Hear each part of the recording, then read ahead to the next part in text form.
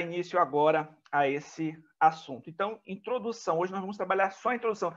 Eu não sei se os irmãos já têm um livro aí na casa de vocês, né?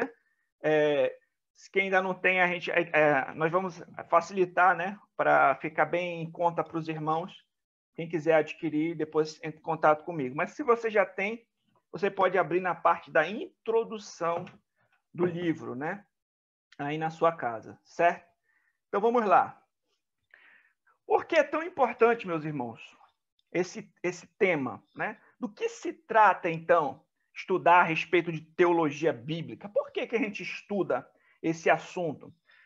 Queridos irmãos, todos nós, todo cristão, todo crente, quando começa a ler a Bíblia, quando começa a estudar a Bíblia, pode ser que ele encontre dúvidas, que surjam dúvidas importantes que ele não vai saber direito como responder, né? E muitas pessoas, às vezes, confundem algumas coisas por conta de uma má compreensão exatamente da teologia bíblica. Por exemplo, se você está estudando a Bíblia, será que você já não fez uma dessas perguntas aqui? Por exemplo, como compreender o enredo das Sagradas Escrituras? Nós sabemos que a Bíblia é um acervo, é um conjunto de 66 livros que contam uma história, né, de Gênesis a Apocalipse. Então, como entender esse grande enredo? Né? Qual é o tema principal, por exemplo, do Antigo Testamento? Qual é o tema principal do Novo Testamento? Como esse enredo bíblico se desenvolve? Como essa narrativa, né, escrita por mais de 1.500 anos, que envolve a criação do mundo, a queda do homem, a redenção em Cristo e as promessas de consumação vindoura. Como é que esse enredo se desenvolve? Qual é a principal mensagem do Antigo Testamento? Qual é a principal mensagem, o tema central do Novo Testamento? Você também, quando começar a estudar, você vai ver alguns termos, por exemplo, uma aliança. Você vai ver, por exemplo, quando estiver lendo a Bíblia, que Deus fez uma aliança com Noé, ou que Deus fez aliança com Abraão, né? Ou que Deus fez aliança com o povo de Israel no Sinai, com Moisés, ou que Deus fez aliança com Davi, ou você vai ler sobre a nova aliança em Cristo. Mas, afinal de contas, o que é uma aliança? Por que Deus fez alianças? Qual é o significado dessas alianças mencionadas na Bíblia? Você já fez essas perguntas? Então, a teologia bíblica vai lidar com esses assuntos.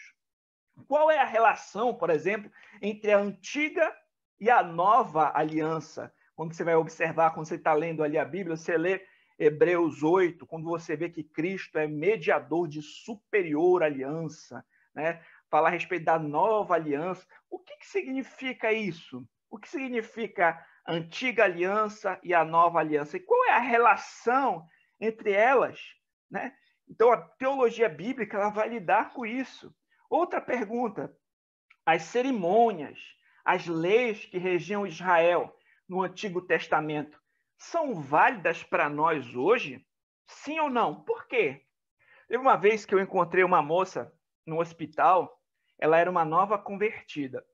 E ela estava assim, muito preocupada, porque era a primeira vez que ela estava lendo a Bíblia, e ela estava lendo ali, talvez não lembro se era Levítico, mas era algum livro ali do Antigo Testamento, e ela estava aplicando aquelas cerimônias, leis, os conceitos diretamente para a vida dela. Ela estava perguntando assim: então quer dizer que agora eu não posso mais comer porco, eu não posso fazer isso, aquilo? Então ela estava confundindo algumas coisas porque ela não estava compreendendo exatamente o enredo das Escrituras, os esclarecimentos posteriores de algumas práticas e alguns textos. Por exemplo, nós vimos que tais cerimônias, né, que nós encontramos no Antigo Testamento, quando a gente estudou Hebreus na igreja, nós vimos que eram como sombras que apontavam para Cristo, né? Os sacrifícios animais, né? Todo aquele sistema levítico, todos aqueles rituais, as cerimônias que nós encontramos ali no Antigo Testamento, elas serviam de sombra, ou seja,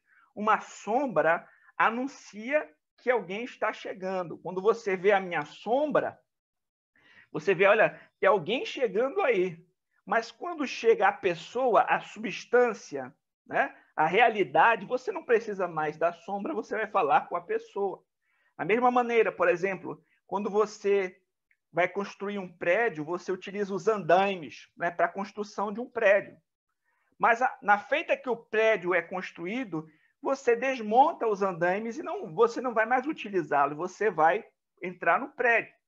Então, da mesma forma, essas cerimônias serviam de sombra, de tipo, de sinais que apontavam para Cristo. Então, como é que a gente entende isso, por exemplo, a respeito da lei? O que passa e o que continua, né? Porque nós vemos no Novo Testamento que algumas coisas continuam ao passo que outras passaram. Qual é a relação, por exemplo, dos cristãos com os 10 mandamentos? Como é que um cristão lida com a lei moral, né? Então, a gente vai ver, por exemplo, como é que se dá essa questão de leis cerimoniais, civis e morais. Né? Qual é a relação do cristão com os 10 mandamentos? Você já se fez todas essas perguntas? Então, um leitor da Bíblia, quando você começa a ler a Bíblia pela primeira vez, você vai observar que essas são questões importantes de serem respondidas. São perguntas que, se a gente não compreender corretamente, pode ser que a gente incorra em erros bem complicados. Por exemplo, tem igrejas hoje que querem trazer ao ambiente de culto a Arca da Aliança, né? Ou querem tocar chofar, ou querem ser chamados de levitas, etc., judaizando a igreja, sem compreender certos desenvolvimentos e esclarecimentos posteriores que o Novo Testamento faz em relação ao Antigo. Vamos lá, outra pergunta que pode surgir. Como eu falei, quais são os pontos de continuidade e descontinuidade entre o Antigo e o Novo Testamento? O que passou, o que continua, né? Como eu falei, porque tem certas práticas que passaram, mas tem outras que são reafirmadas. Como cada aliança que Deus fez interfere no todo da história. Por exemplo, como o fato da aliança que Deus fez com Noé interfere no desenrolar da história. A antiga aliança, a aliança mosaica, como que isso interfere no desenrolar da história? Então, como cada aliança, a aliança abraâmica, interfere no desenrolar da história. Qual é o significado de cada uma delas? Então, essas perguntas são perguntas pertinentes e muito importantes para nós conseguirmos compreender o enredo das Escrituras como um livro só. Entender os 66 livros da Bíblia como uma grande história, com um enredo único. Né? Em que momento nós estamos hoje nessa grande história? Deu para entender? Então, por exemplo, o que a vinda de Cristo trouxe para nós? O que significa, né? Por exemplo, a encarnação, a obra de Cristo, a expiação, a sua morte, né, sacrificial, o estabelecimento da nova aliança. O que isso traz para nós? Qual é a importância disso? E, por fim, mais uma pergunta que você poderia pensar é: qual é a mensagem central das Escrituras? Algum de vocês já se fez essas perguntas lendo a Bíblia em casa? Sim ou não? Já, né? Então, qualquer estudioso da Bíblia vai lidar com essas questões. E é disso que a teologia bíblica trata. Daí a sua importância. É por isso que estudar teologia bíblica é tão importante. É por isso que foi necessário nós, né, publicarmos um livro como esse, Teologia Bíblica, Batista Reformado. Então é disso que a teologia bíblica trata. Daí a sua importância. Quando a gente estuda a teologia é a ciência da revelação de Deus, ou ciência da Escritura. É o estudo da revelação de Deus, né? Quando a gente estuda, então, teologia, existem algumas modalidades de estudo, certo? Da teologia. Algumas delas são, por exemplo, você vai ouvir falar da teologia sistemática. Já viu aqueles livros grossão assim? Está escrito assim, teologia sistemática. Então, esse é o ramo da teologia, é a área da teologia que se ocupa com a sistematização das doutrinas. Ela também é conhecida como dogmática. Como assim, pastor? Por exemplo, ela vai procurar o tema, por exemplo, pecado. O que a Bíblia toda fala sobre pecado? Então, ela vai sistematizar o ensino bíblico sobre pecado e vai colocar lá. O que a Bíblia fala sobre salvação? Então, vai procurar na Bíblia toda os ensinos a respeito de salvação. Aí, por exemplo, a doutrina do pecado se chama amartiologia. A doutrina da salvação, soteriologia. E daí por diante, a doutrina das últimas coisas. O que a Bíblia fala sobre as últimas coisas, né? Sobre os eventos do fim do mundo, a segunda vinda de Cristo, o juízo final, é escatologia. Então, a teologia sistemática vai sistematizar essas grandes doutrinas da Escritura, né? E desenvolver lá. Qual é a preocupação, por exemplo, da teologia histórica? É um outro ramo da teologia. A teologia histórica busca estudar historicamente como a igreja tem feito teologia ao longo dos séculos. Ela vai se preocupar com o desenvolvimento das doutrinas, com os grandes concílios que aconteceram, com a história da igreja e como a doutrina foi moldada ao longo da história.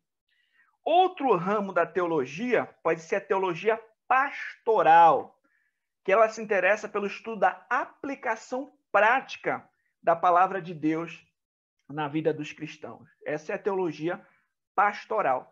E um outro ramo que você pode também encontrar é a teologia exegética. O que é isso?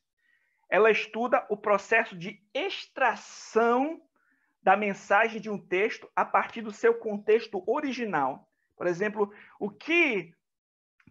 naquele contexto que Paulo escreveu aquela epístola, queria dizer,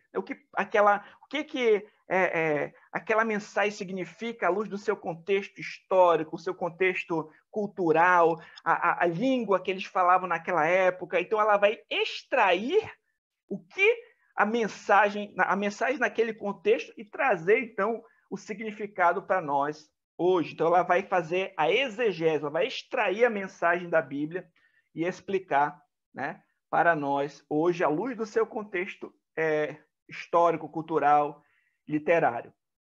E a teologia bíblica, que é o que a gente vai lidar hoje, muitas vezes ela é considerada parte dessa disciplina da teologia exegética.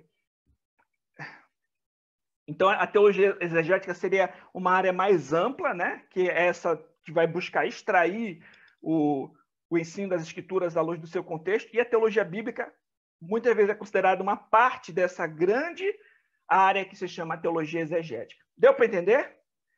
Tá fácil até aqui? Qualquer pergunta, só abrir o microfone e falar, tá bom? Então vamos avançar. Então, o que a teologia bíblica se preocupa? O que ela busca fazer? A teologia bíblica busca compreender o enredo das Escrituras enquanto um só livro. Como eu falei, mais uma vez, a teologia bíblica busca compreender o enredo das Escrituras como um só livro. Qual é a grande mensagem da Bíblia? Como essa mensagem se desenvolveu ao longo dos séculos, ao longo dos livros encontrados, 66 livros encontrados nas Escrituras. Como se desenvolve essa revelação progressiva que vai de Gênesis a Apocalipse. É nisso que a teologia bíblica vai tratar e vai se preocupar, certo? Eu trouxe uma definição de teologia bíblica desse livrinho aqui, de Nick Hork e Robert Klein. Teologia bíblica é um modo de ler a Bíblia como uma única história de um único autor divino que culmina em quem Jesus Cristo é e o que ele fez. Então, cada parte da Escritura é entendida em relação a ele. A teologia bíblica nos ajuda a entender a Bíblia como um grande livro constituído de vários livros menores que conta uma única história. O herói e o ponto central dessa história, de capa a capa, é Jesus Cristo. Então, aqui, mais uma definição, né, de teologia bíblica, ajuda a gente a entender o grande livro constituído de vários livros menores em uma história que culmina em Jesus Cristo. É só para a gente dar uma olhadinha nas Escrituras, eu peço que você abra comigo o texto de Lucas. Vamos dar uma olhadinha em Lucas, rapidinho. A gente vai desenvolver isso com mais calma em outras aulas, mas hoje eu queria que você desse uma olhada breve no final de Lucas. É interessante, quando nós lemos no capítulo 24 de Lucas, depois do nosso Senhor Jesus Cristo ressuscitar, certo? Depois das mulheres irem ao túmulo e vão encontrar o túmulo vazio, né, o sepulcro vazio, tinham dois varões resplandecentes lá, né, que vão perguntar por que procuram entre os mortos aquele que vive. Né? Então, nesse primeiro dia da semana, que é o dia do Senhor, né, quando Cristo ressuscitou no domingo, começa falando aí no capítulo 24, mas a partir do versículo 13, fala a respeito de dois discípulos que caminhavam, né, ali no caminho de Emaús e o próprio Senhor Jesus Cristo se aproximou dele. E é interessante que, né, eles estavam conversando ali a respeito do que aconteceu, a respeito da morte de Jesus, que eles pensavam que ele que fosse redimir Israel, mas depois do terceiro dia eles ainda não tinham encontrado com ele e tal, né? Apesar do que as mulheres tinham falado, eles ainda não tinham de fato crido nisso, né? Então Jesus vai dizer no versículo 25, diz assim: então lhe disse Jesus: ó nécios e tardo de coração para crer tudo que os profetas disseram. Ele diz: olha, vocês são tolos, demoram para quê? Naquilo que os profetas disseram. Ou seja, todos os profetas ali do Antigo Testamento. O que Jesus fez? Verso 27. Começando por Moisés, discorrendo por todos os profetas, expunha-lhes o que a seu respeito constava em todas as Escrituras. Então, Jesus mostrou para ele, né, começando de Moisés. Moisés escreveu o Pentateuco. E depois, falando a respeito de todos os outros profetas, falaram a respeito dele mesmo. Então, o Antigo Testamento promete a vinda do Messias. O Novo Testamento testifica que ele veio. Então, ali todo o Antigo Testamento está recheado de promessas, de profecias, de sombras, de tipos, de sinais que apontavam para o nosso Senhor Jesus Cristo. E aqui ele expôs para os seus discípulos isso, né? Começando por Moisés, discorrendo por todos os profetas, expunha-os que a seu respeito constava em todas as Escrituras. E posteriormente, Jesus também aparece aos seus discípulos, e a gente vai ver aqui no versículo 44, ele vai dizer o seguinte: a seguir, Jesus lhe disse: são estas as palavras que eu vos falei, estando ainda convosco. Importava se cumprisse tudo o que de mim está escrito na lei de Moisés, nos profetas e nos salmos. Então, ele abriu o entendimento para compreenderem as Escrituras. Então, mais uma vez, o Senhor Jesus Cristo lhes ensinou, lhes expôs, né, e falou que deveria se cumprir tudo o que estava dito a seu respeito. Aonde? Na lei de Moisés, nos profetas e nos salmos. Ou seja, o Antigo Testamento está recheado de promessas a respeito de um Messias que viria. O Novo Testamento anuncia que ele veio. Então, o próprio Senhor Jesus Cristo expôs aí as Escrituras. É interessante quando a gente vai ler os Evangelhos, a quantidade, né? Por exemplo, você vai ler o Evangelho de Mateus, a quantidade de vezes que vai dizer assim: aconteceu como fora dito pelo profeta, tarará. E aí fala, né, o que o profeta falou. Porque o Antigo Testamento está cheio, né, de promessas a respeito do Messias, do Cristo que viria. Certo? Então, só para ilustrar isso, é um ponto que é importante na teologia bíblica e vai ser desenvolvido com mais calma, detalhadamente à luz das próximas aulas, só para a gente entender por que ele diz aqui que o herói, o ponto central dessa história de capa a capa, é Jesus Cristo, certo? Quais são os benefícios, então, de nós estudarmos teologia bíblica? Vamos lá para os benefícios. Primeiro, oferece uma melhor compreensão do enredo completo da Bíblia e do nosso papel nesse grande quadro. Quando a gente estuda a teologia bíblica, a gente vai entender melhor como se desenvolve esse grande enredo e que momento nós estamos agora à luz da história da redenção. Uma vez que Cristo já veio, né?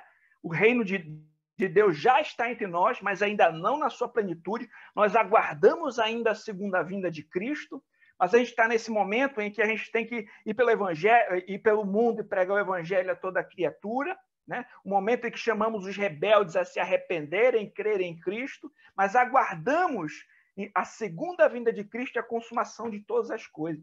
Então a gente entende como foi para chegar até aqui, entende que momento nós estamos e o que nos espera para o futuro. Então esse é um grande benefício do estudo da teologia bíblica.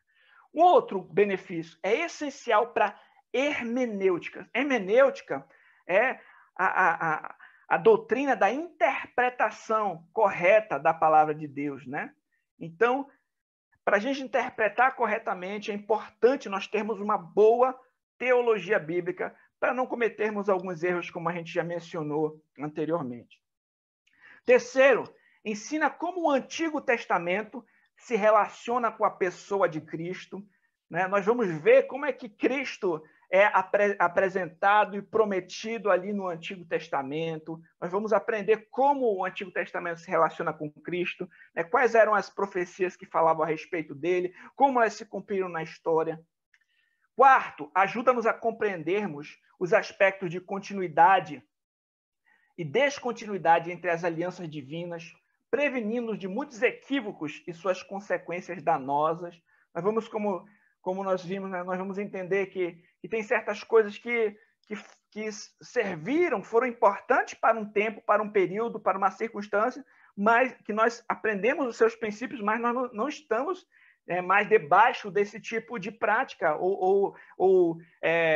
nós não temos mais essa responsabilidade. Por exemplo, nós não precisamos mais sacrificar animais, porque Cristo ofereceu um sacrifício perfeito de uma vez por todas.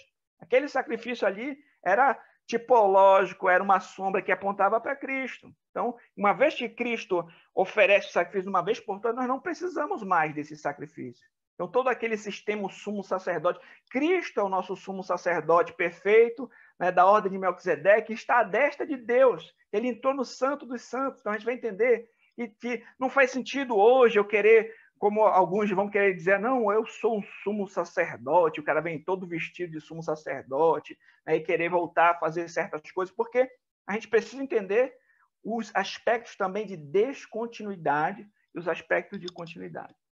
Quinto, auxilia-nos a entender como cada parte da Escritura contribui para o plano de Deus, né? Alguém já perguntou, mas por que tem essas... o Antigo Testamento tem tudo isso, né? Eu não sei por que eu tenho que ler essas genealogias, eu tenho que ler essas práticas, essas leis aqui do passado. Mas você vai entender como cada detalhe, como cada parte das Escrituras contribui para essa grande história. Isso também é muito importante. Sexto, ensina sobre a herança teológica encontrada em importantes confissões de fé históricas.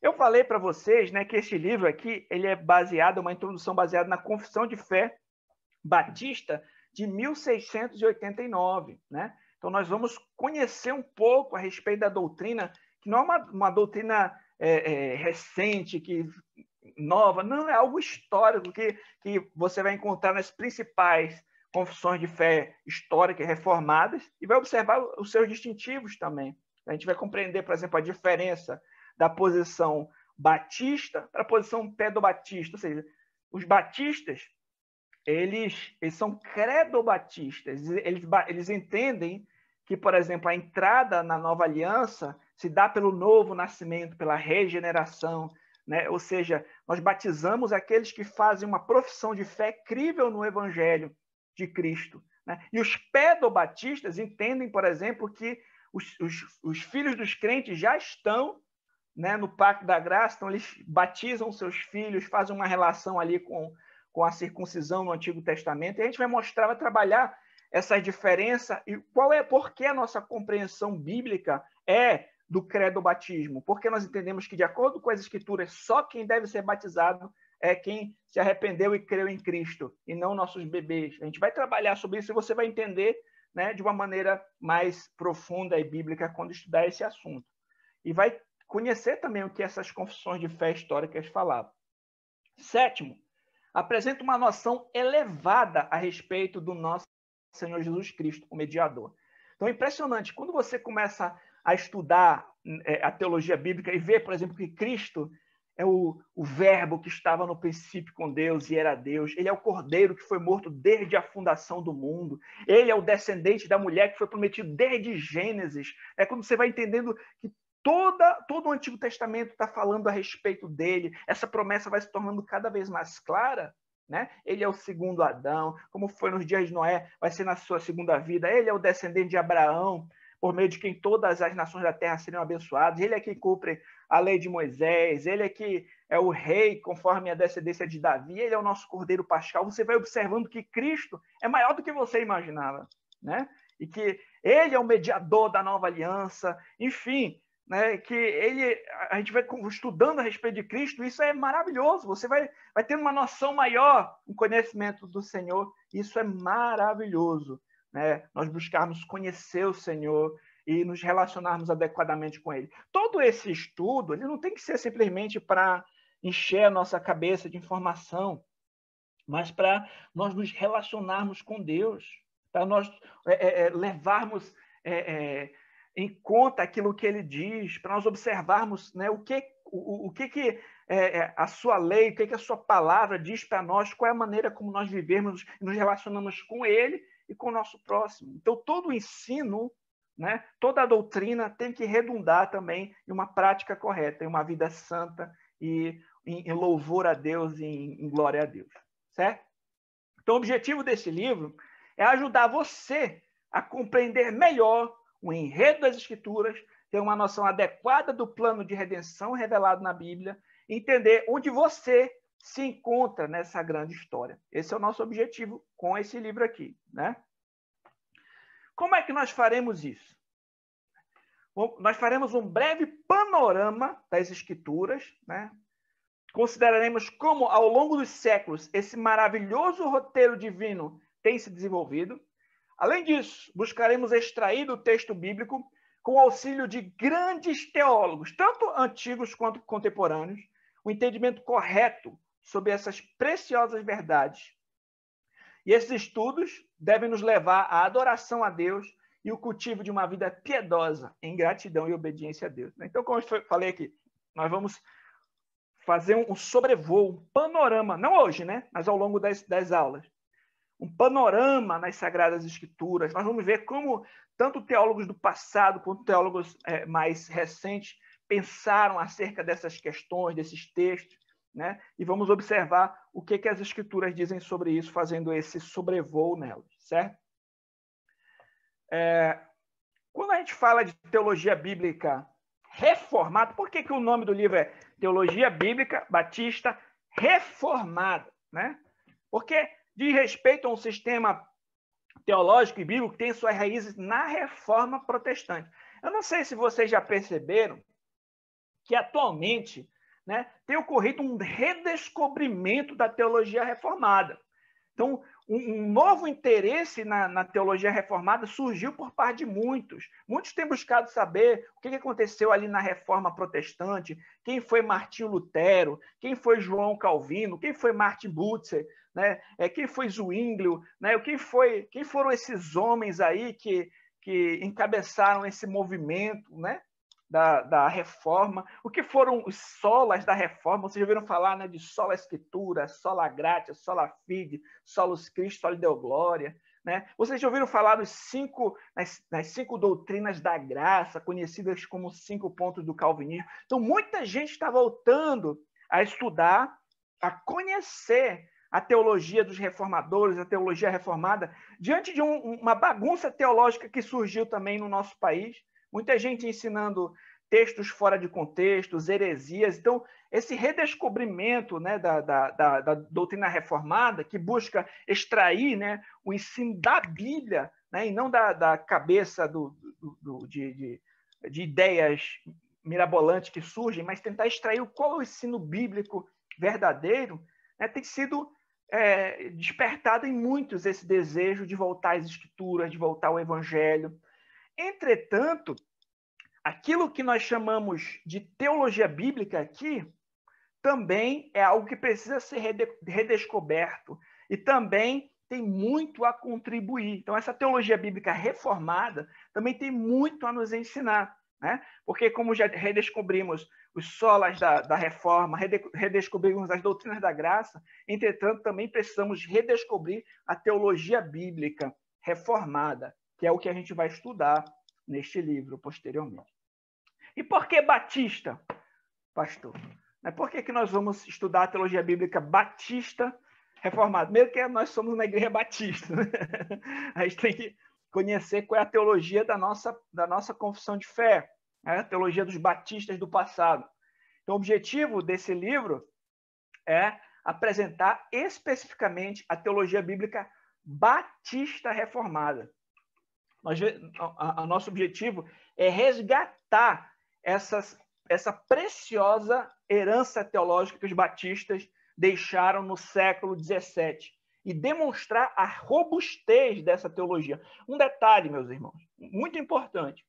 Quando a gente vai falar a respeito desses temas de batista, não é simplesmente como se fosse time de futebol. Eu vou defender o que for porque esse daqui é o meu time. Não. Por que nós somos batistas? Não é porque, como eu falei, né, esse daqui é o nosso time, a gente vai falar, vai defender de qualquer jeito. Não. É porque nós entendemos que a compreensão que os batistas tiveram das Sagradas Escrituras é bíblica, é correta. O nosso crivo é a palavra de Deus. O nosso fundamento é a Bíblia.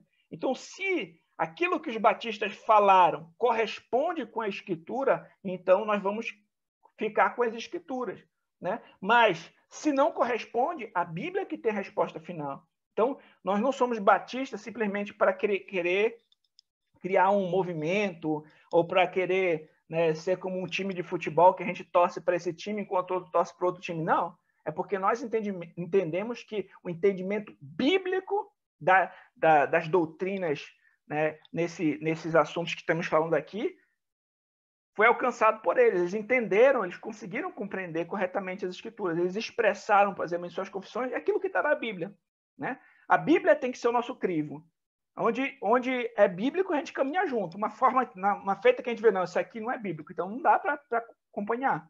Lembrem disso, nós temos que ser como os bereanos. E quando os apóstolos falavam, eles iam nas Escrituras para ver se as coisas eram de fato assim, né? Para você não ser como um menino que é levado por todo o vento de doutrina. Então, tudo que a gente vai estudar, você vai estudar de Bíblia aberta, observando se isso aqui é bíblico. Se isso que o pastor está falando, isso está sendo ensinado é bíblico. E você tem que fazer isso para tudo.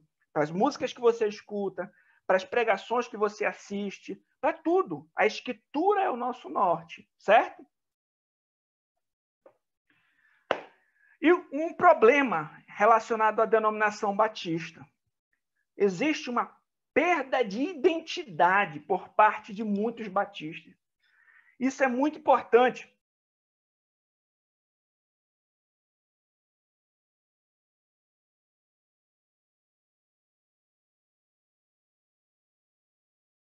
Manda logo mensagem. Pastor, o seu áudio.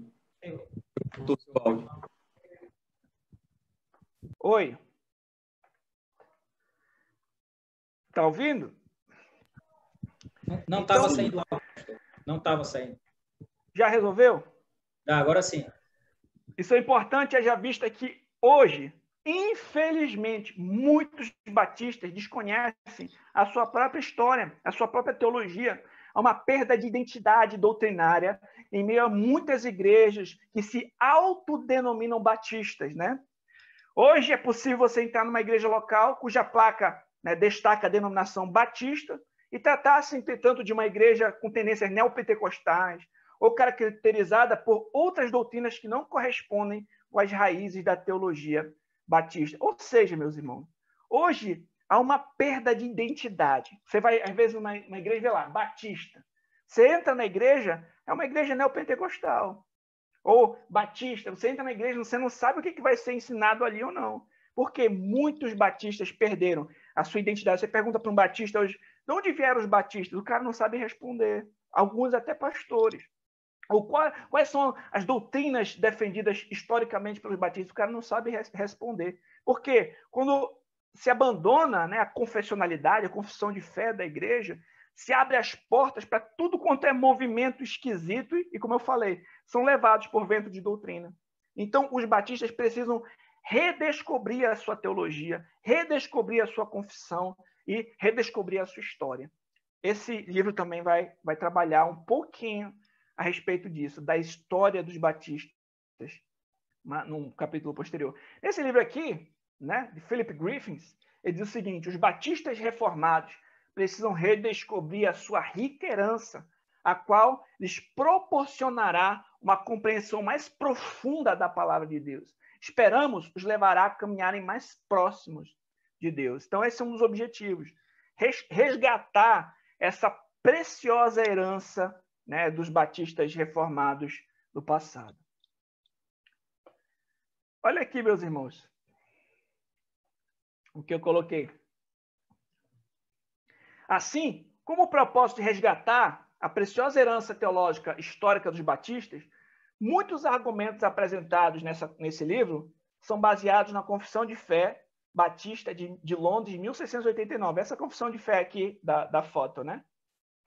Apresentaremos alguns aspectos da teologia bíblica dessa confissão, sempre, preste atenção, sempre à luz das Sagradas Escrituras, que devem ser a norma que rege qualquer documento confessional. Então, a gente vai mostrar, olha, a confissão diz isso.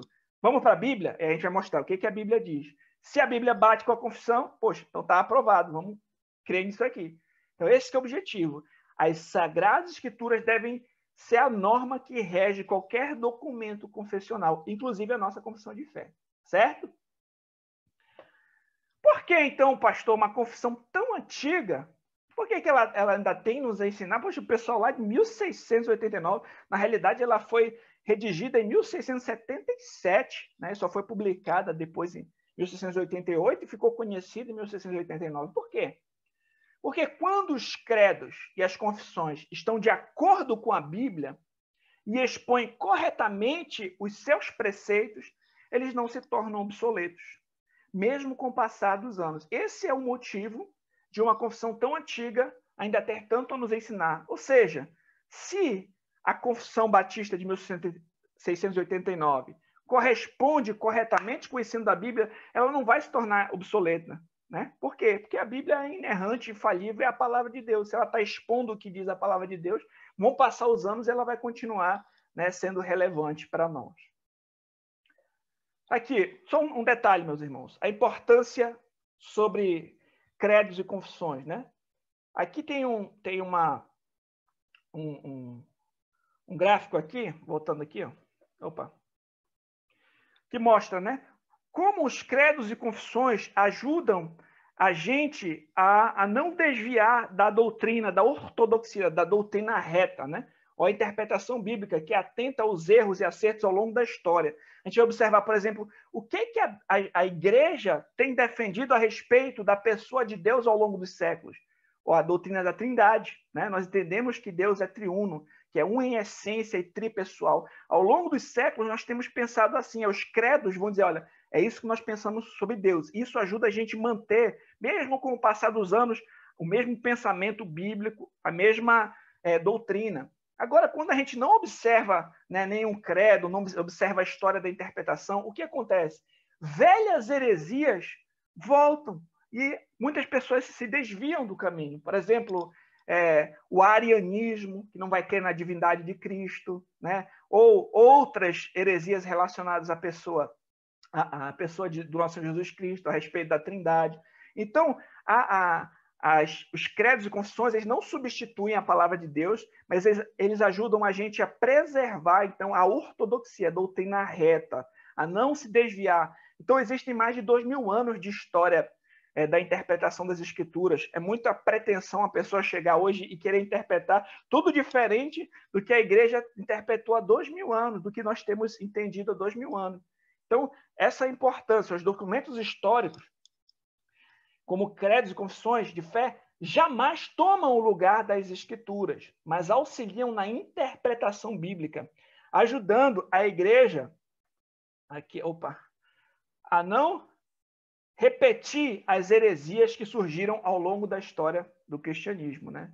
Então, tem muitos grupos hoje que têm desprezado, né, toda a história da igreja, todos os credos, confissões, e têm interpretado, né, à luz do que eles acham, sem observar, né, a história da interpretação da Bíblia, e estão cometendo heresias à torta e à direito, e voltando muitas vezes com heresias que já tinham sido refutadas e debatidas e tratadas, né? Então, essa é a importância de nós termos credos e confissões, né, para mantermos ali uma ortodoxia, para também termos uma unidade de pensamento na igreja, né? Por exemplo, a nossa igreja batista.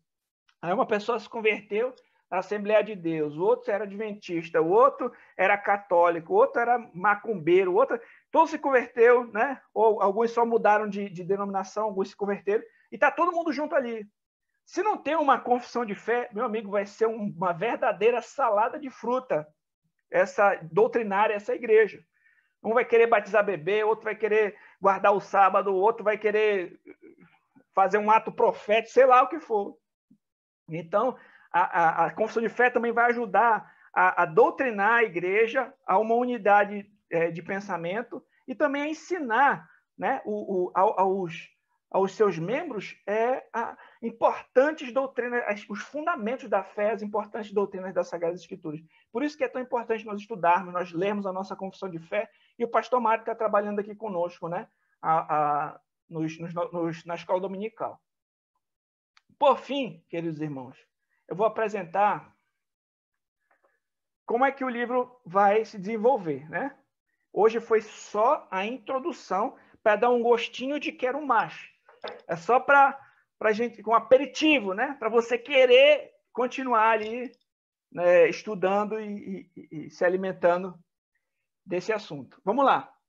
No capítulo 1, nós vamos apresentar o conceito. O que é teologia bíblica, né? Nós vamos apresentar, né, os seus distintivos, a teologia bíblica reformada, a hermenêutica reformada, e vamos desenvolver um pouco esse assunto do que é a teologia bíblica, né, a sua definição, seus conceitos. Depois, nós vamos trabalhar brevemente a história dos batistas, porque tem alguns conceitos equivocados, tem algumas histórias também que não são originais, que são propagadas aí. Então, a gente vai buscar, né, através de estudo de documentos, de até algumas fontes primárias, né, conhecer um pouco sobre quem são os batistas, para a gente descobrir um pouco a respeito dessa sua herança teológica, doutrinária, histórica. Terceiro capítulo, nós vamos fazer esse panorama da Bíblia. Nós vamos fazer um sobrevoo, a gente vai pegar um avião assim e voar de Gênesis a Apocalipse, né? A gente vai dar um panorama no enredo bíblico, né? E depois nós vamos trabalhar como na nossa Confissão de Fé Batista de 1689 se desenvolvem, né, esse assunto, a teologia bíblica da confissão em si, e aí a gente vai começar a pegar alguns termos teológicos para destrinchar e entender. A gente vai entender o que significa pacto de obras, vai entender o que significa pacto da graça, a gente vai entender o que significa o pacto da redenção. Posteriormente, nós vamos apresentar o que é a antiga aliança e qual a diferença da antiga para a nova. Nós vamos estudar a lei de Deus, nós vamos estudar a respeito da tripartição da lei, o que é a lei cerimonial, o que é a lei civil, o que é a lei moral, o que passa, o que continua, como o cristão hoje lida com a lei, né? Qual é a nossa relação com a lei, né? Como é que a lei lida com o ímpio, como é que a lei, né, lida com o crente, como é que o crente hoje, na nova aliança, se relaciona com a lei. No capítulo 9, nós vamos falar a respeito do dia do Senhor, a respeito do quarto mandamento, como é que hoje o cristão, na nova aliança, lida com esse mandamento, como é que a gente deve evitar erros tanto do legalismo quanto do antinomianismo. A gente vai entender o que significa tudo isso. Eu estou jogando aqui para vocês ficarem com vontade, a gente vai estudar, depois vai aprender. E, no final, nós vamos fazer uma comparação entre a teologia dos batistas, dos credobatistas, aqueles que entendem que só o crente, né, aquele que professou arrependimento e fé em Cristo, deve ser batizado, que só aquele que nasceu de novo é que está na nova aliança, em relação à teologia pedobatista, que são aqueles que entendem que os seus filhos, seus bebês, já estão no pacto da graça e batizam bebês. Então, a gente vai fazer uma comparação à luz das Escrituras e vai mostrar, né, a nossa posição, por que nós somos credobatistas. Então, meus irmãos, esse é o assunto. Esse é o tema que a gente tem para estudar. E hoje a gente está fazendo essa introdução. E eu trouxe uma frase de Charles Spurgeon, só para vocês verem a respeito da importância desse tema. Ele diz o seguinte: a doutrina do pacto divino está na raiz de toda a verdadeira teologia. Já foi dito que aquele que entende bem a distinção entre o pacto de obras e o pacto da graça é um mestre em teologia. Estou convencido de que a maioria dos erros cometidos pelos homens acerca da doutrina da Escritura se deriva de erros fundamentais no que diz respeito aos pactos da lei e da graça. Então, o Charles Spurgeon mostrando a importância, né, desse estudo, a importância desse tema para nós estudarmos e desenvolvermos aqui. E para nós concluirmos, então, a aula de hoje, aqui essa frase. Portanto, há muito a ser trabalhado neste pequeno livro aqui, ó, esse pequeno livro. Ele deve servir como um aperitivo, uma introdução ao assunto, um pontapé inicial para os seus estudos. Sendo assim, tenha em mente que não seremos exaustivos, porém há outros livros que serão mencionados, referência para você mergulhar no assunto que será introduzido aqui. Então, queridos irmãos, hoje, essa aula, como eu falei, é uma aula introdutória para nós conhecermos o assunto, sabermos o que se trata, por que teologia bíblica, o que é teologia, nós vimos por que teologia bíblica, é o significado, nós vimos por que é batista, porque é reformada, né? E os benefícios de estudar isso e o que ela se propõe a fazer. Então, o meu convite agora é de nós continuarmos. Se você puder, adquira o seu livro, já vai lendo logo, para quando chegar na aula, você já vem com as suas perguntas, a gente vai conversar sobre o assunto, a gente vai desenvolver o assunto e eu espero que seja de grande proveito para a nossa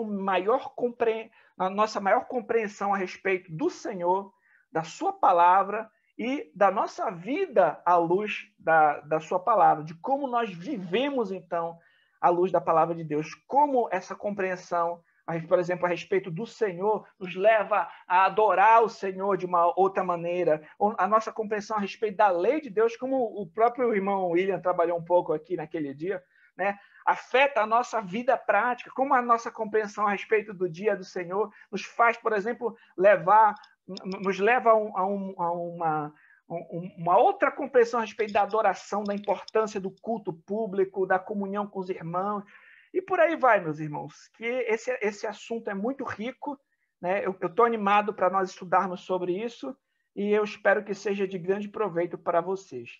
Se alguém tiver alguma pergunta ou alguma contribuição, pode falar.